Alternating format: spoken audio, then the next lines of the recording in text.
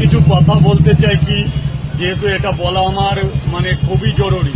যেহেতু দেখুন সোশ্যাল মিডিয়াতে আমি এখন এসছি, আমি আমার ব্যবসার জায়গাটা ঠিক রাখতে চেয়েছি। যদি কেউ কোনো ব্লগাররা আমার ব্যবসার জায়গায় এসে কিছু কন্টেন্ট নিতে চাও, আমার ব্যবসার জায়গায় এসো, অযথা আমার বাড়িতে যেও না প্লিজ। আমি বারবার বলছি আমার বাড়িতে যেও না। আমি ক্রিস্টাল ফিল হই, বাড়িতে আমার ফ্যামিলি মেম্বাররা রেগে থাকে, মানে এরকম বাড়িতে হুটনাট চলে গেলে রাজুদা কোথায়, কি বাড়ির কিছু কন্টেন্ট নিতে যাই, কেন করছো এগুলো আমি পছন্দ করি না, আমার ফ্যামিলি মেম্বার পছন্দ করে না। কারণ বাড়িতে আমি একটা পরিবার নিয়ে থাকি, আমি একটা সোসাইটিতে থাকি, আমি একটা পাড়ার মধ্যে থাকি। প্রত্যেক রাত 12টার সময় হুটনাট কোনো লোক গেলে আমার কৈফতদারি করতে হয়।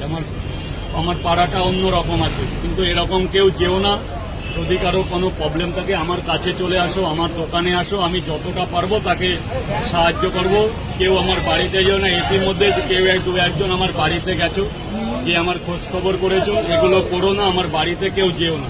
তার জন্য আমি তোমাদের কাছে হাত জোর করে বলছি, বাড়িতে গিয়ে এগুলো করো না। কেন তোমাদের সাথে আমি বাড়ির কন্টেন্ট শেয়ার করব?